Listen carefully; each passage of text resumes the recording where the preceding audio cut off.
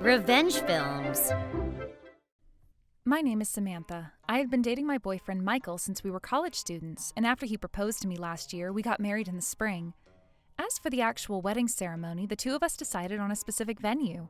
It was a beautiful location that had a small church and an intimate restaurant for the reception. However, because it was an intimate venue, there was a limit to the capacity of people that it could hold. That meant that we would have to narrow down our guest list, and I had a lot of relatives on my side of the family, so I would especially have to make some adjustments. Of course, I discussed this with both of my parents, and we decided that we would invite my uncles, my aunts, and my cousins. However, we agreed that we wouldn't be inviting the plus ones of our cousins or their children, and that we wouldn't be inviting distant relatives beyond that either. With this, we were somehow able to make the guest list within the capacity of the venue. We didn't want any misunderstandings and didn't want any of the relatives to be offended by this.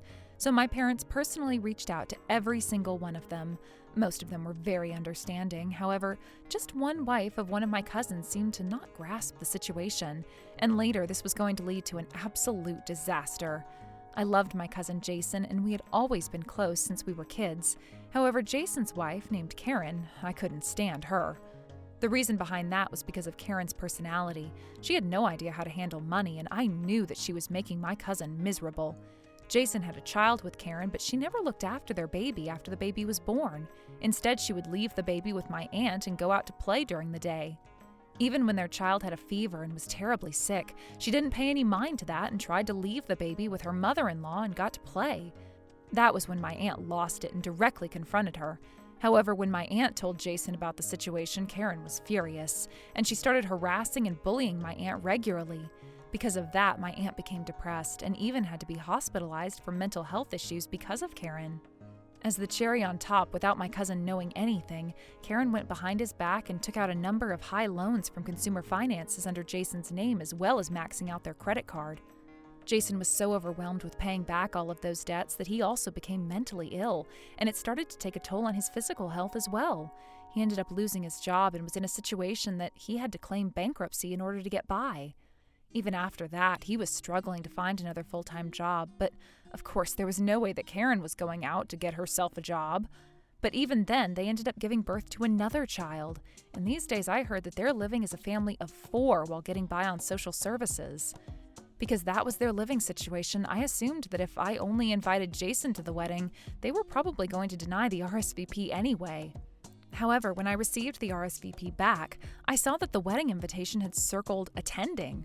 Not only that, but I noticed on the wedding invitation that there was a small note written on it that read, "My daughters and I are really looking forward to your wedding. We can't wait. We'll definitely be there." Signed, Karen. I knew that my mother had spoken directly to my cousin about it already, and on the invitation was only Jason's name, so I was confused as to what kind of misunderstanding Karen must have gotten. I felt like I had no choice but to call her directly and explain it to her.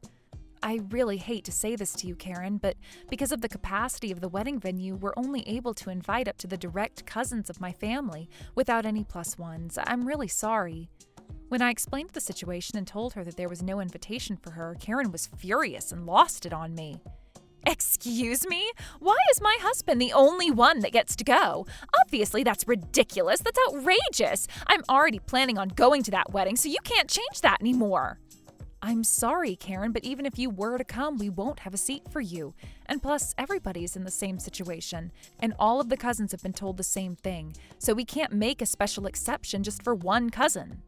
"Are you kidding me? We were just going to give you $10 in the celebratory envelope, and I was planning on having my entire family eat something delicious for once." She yelled out to me over the phone, but before I could respond, she hung up. But also, I couldn't believe that she was planning on giving $10 in the wedding envelope and then have her entire family eat at the wedding reception. I was so shocked by her lack of manners, I didn't know what to say. But in the end, it seemed like my message got through to her, so I was relieved. My cousin Jason had always taken good care of me, and I was sad that he wasn't going to be able to attend.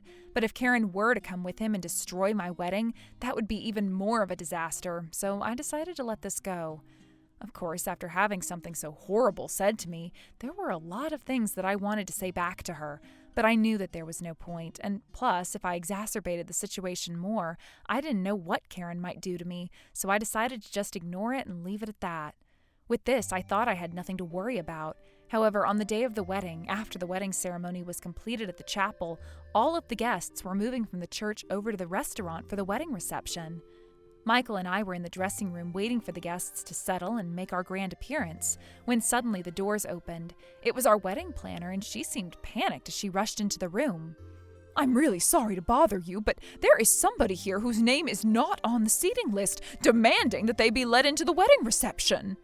When she said that and I asked her what that person looks like, I wasn't surprised, because just as I expected, it was Karen. That was when I explained the whole situation to the wedding planner, and I asked her to please ensure that Karen wouldn't be allowed into the venue. And if she tried to force her way into the venue, and she were to cause any problems or destroy anything or cause damages, I told her that she could collect the entire fees from Karen, and that she was not part of our wedding. Because of Karen's complete lack of manners, I knew that this was going to be a pain for the wedding planner that has to deal with her, but I really didn't want to ruin our one and only wedding day. After that, even though the wedding planner wasn't there, it was time for Michael and I to make our grand appearance. When we walked into the restaurant and got up on our high seats, I looked around at all of our seated guests, and to my shock, I saw Karen in there. And not only that, but for some reason, she was sitting in my parents' seats and very obviously crying. I later heard from my mom that the reason why Karen was crying was because she was crying to everybody around her that I was bullying her. I looked across the room and saw my aunt, who had been bullied so much by Karen that she was hospitalized. When my aunt saw that Karen was inside the wedding venue, her face had turned completely pale. I can only imagine that everything that happened in the past suddenly flashed back when she saw Karen's face. But during that time, the ceremony was continuing on as planned. That was when the wedding planner came over to my seat and told me that she lost sight of Karen as she was trying to handle her. When I pointed at the seat and told her that Karen was right over there, she and the other wedding staff got up and headed straight towards Karen. And I could see that the wedding planner was trying to do her best not to cause a commotion while getting Karen out of the venue. But of course, Karen was not going to let that happen. She started to throw a tantrum, and for a moment, there was a lot of uneasiness in the venue. But eventually, they were able to get her out to the other side of the doors. I couldn't help but be worried about Karen, but I definitely didn't want to stop the wedding midway, especially with all of the plans that we had made. And so, even though I was really uneasy, the reception went on as planned, and luckily there weren't any other problems until the end. And then, after we received all of the congratulatory words from the guests, I rushed over to the wedding planner to ask her what happened. They told me that after that, there wasn't any way for them to physically restrain her, so they had to stand by the door and make sure that she wouldn't be able to get past them into the wedding venue. And they said that after that, even though Karen was furious, she left. However, the truth was actually different. In the end, Karen ended up causing a big incident, and she was going to be arrested and taken away by the police. I was so shocked by this, and I ended up asking my parents and my aunt what happened.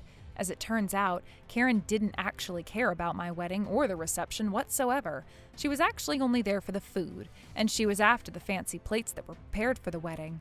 And so apparently she barged into the kitchen, demanding to know where the food for my wedding reception was, and then she took out the Tupperware that she had brought from home, and she started stuffing them full of the food that was carefully prepared by the chefs.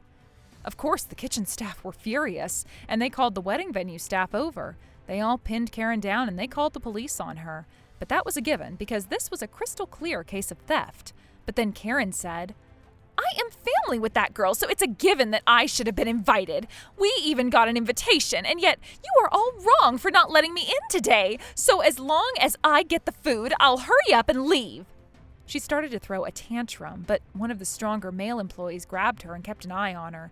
And then when the police finally arrived, they handed her over and she was taken away by them. After that, my aunt contacted her son, Jason. When Jason found out what happened and that Karen tried to destroy my wedding, he was furious and said that he was no longer able to take this anymore and that he was going to divorce Karen. When she got home, I heard that he greeted her with the divorce papers.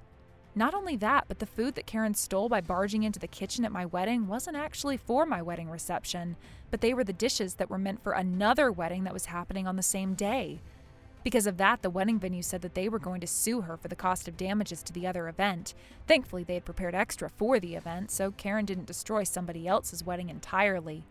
However, if she had taken one wrong step, she was about to ruin somebody's once-in-a-lifetime wedding, and that would mean, of course, that the wedding venue and the wedding planners would lose trust of their customers as well. So she was not only destroying the cooking, but when she started throwing her tantrum, she grabbed the cooking utensils and scissors that were nearby. She ended up hurting a number of the staff. With all of that combined, I heard that they collected a settlement fee from her of over $100,000. When Karen heard that, of course she wasn't happy about it. What the hell? Obviously, there is no way I'm going to pay the settlement fee. This is all her fault anyway because she didn't invite our family to the wedding. So why should I be the one that's stuck in this situation? Like I said, the cause of all of this is that woman. That's why that woman should be the only one paying the settlement fee. That's what she was saying, but obviously there was no way that that was going to pass. In the end, Jason and Karen successfully got a divorce, and Karen was stuck having to carry an exorbitant debt. Even Karen's parents were so fed up with her that they disowned her and cut off all ties with her. They told her that it was a given that she would have to pay the entire debt off herself. As for their kids, Jason gained full custody of them, and my aunt was going to be looking after them. But thanks to Jason getting a divorce from Karen, it seems that she's also making a recovery on her mental health. After that, Karen had to move into a tiny, rundown apartment by herself, and she was going to have to pay back a loan that didn't have an end in sight. These days, apparently she's not able to put food on her own table, but she did this entirely to herself. I'm not my aunt, but I'm really glad that Jason got a divorce from her, because I never want to have to get involved with somebody like that ever again. How was today's video? If you enjoyed it, please subscribe, like, and leave a comment. Stay tuned for more.